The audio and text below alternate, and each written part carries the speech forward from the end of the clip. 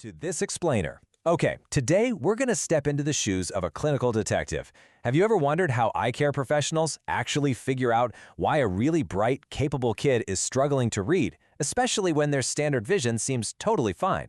Well, we're going to uncover exactly how we evaluate and treat these completely invisible reading barriers that hold so many children back. We'll be looking really closely at a fascinating clinical tool called the DEM test, and we'll decode the exact guidelines used to get these kids the help they need. So, here's our roadmap for this journey. First, we'll look at eye movements in reading. Second, scoring the DEM test. Third, solving a real-world patient case. And finally, when to actually prescribe lenses. Okay, let's dive right into this first section, eye movements and reading, and finding that invisible barrier. To track down this barrier, clinicians use what's called the Developmental Eye Movement, or DEM test. This is a highly specific clinical tool designed for kids between the ages of 6 years and 0 months up to 13 years and 11 months, and its purpose is honestly brilliant. It indirectly measures a child's visual search efficiency and their eye movement control during a simulated reading task, so it's essentially tracking the mechanical gear shifting of the eyes while they read. Now, you'll probably notice the developers are incredibly strict about who actually takes this test. Their instructions explicitly state that the DEM test should not be administered to children younger than 6 years old or to those in less than the first grade. And why is that? Well, because we need to be absolutely sure we're measuring a true eye movement deficiency, right? Not just a normal developmental delay in basic number recognition or just a simple lack of classroom experience. Here's the real genius of the DEM test. It actually separates the brain's processing speed from the physical movement of the eyes. It does this by using two totally different types of charts. The vertical tests measure a child's rapid number naming skills. So this is their baseline cognitive processing and speaking speed, completely unrelated to reading eye movements. But the horizontal test, that measures number naming plus reading eye movement skills. By comparing how a child performs vertically versus horizontally, we literally isolate the exact mechanical breakdown in their reading. Which brings us right into Section 2, scoring the DEM test, or, as I like to call it, the medical math. Now, what's really interesting about this slide is that, at first glance, this scoring sheet looks like a terrifying page out of an advanced calculus textbook. You've got adjusted horizontal time formulas, total error calculations, and ratios all over the place. But hey, don't let this intimidate you. I promise the logic behind this math is incredibly straightforward once we just break it down into bite-sized pieces.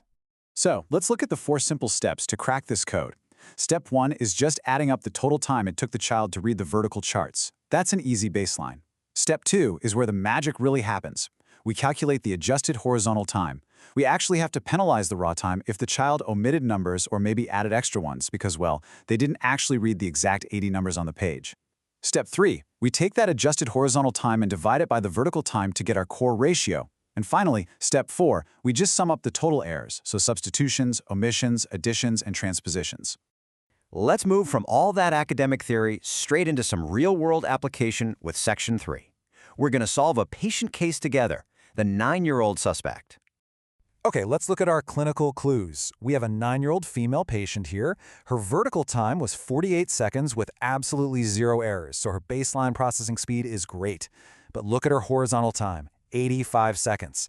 She also racked up quite a few errors. 2 substitutions, 5 omissions, 1 addition, and 2 transpositions. And here's a massive behavioral clue from the clinician's notes. She relies heavily on her finger to guide her reading even when she's prompted not to. Her eyes literally need a physical anchor just to track horizontally. Let's go ahead and plug her specific data into our medical math. She took 85 raw seconds horizontally. But because she omitted 5 numbers and added 1, the formula adjusts her time to reflect what it would have taken her to read exactly 80 numbers.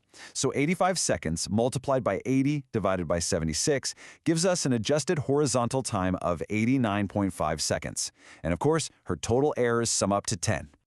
Now for the critical moment, the big reveal. We take that adjusted horizontal time of 89.5 and we divide it by her vertical time of 48. Her calculated ratio comes out to exactly 1.86. But what does a 1.86 actually mean in the real world? Well, the expected ratio for a 9-year-old should be 1.21. Our patient's score of 1.86 is significantly, drastically above that expectation. This scientifically proves that her horizontal eye tracking is a massive bottleneck compared to her natural cognitive speed. See, she's not a slow reader in her mind. Her eyes simply cannot smoothly track across the page. Let's move to and see how this all builds into our final step. Section 4. When to prescribe lenses and taking clinical action. We've diagnosed the tracking issue. Now, how do we treat the optical foundations? Behold, Flowchart. The secret is that you really only need to anchor yourself to two main variables. Variable 1 is the age of the child, which is broken down into brackets: 0 to 3, 3 to 5, and 5+. Variable 2 is the condition we're looking at: astigmatism, myopia, anisometropia, or hyperopia. Once you intersect the age with the condition, the chart tells you exactly what to do.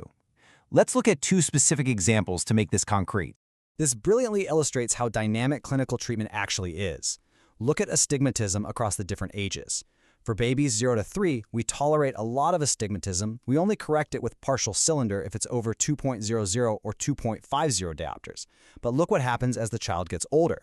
For ages 3 to 5, the threshold drops to 1.50 diopters for full correction, and by age 5 and older, meaning school age, we jump to fully correcting astigmatism at just 0.75 diopters. The guidelines become incredibly aggressive right as the child enters reading age. This crucial point is even more apparent when we look at myopia, or nearsightedness. Again, in the 0 to 3 age bracket, we hold off unless it's quite high, like 5 diopters in an infant.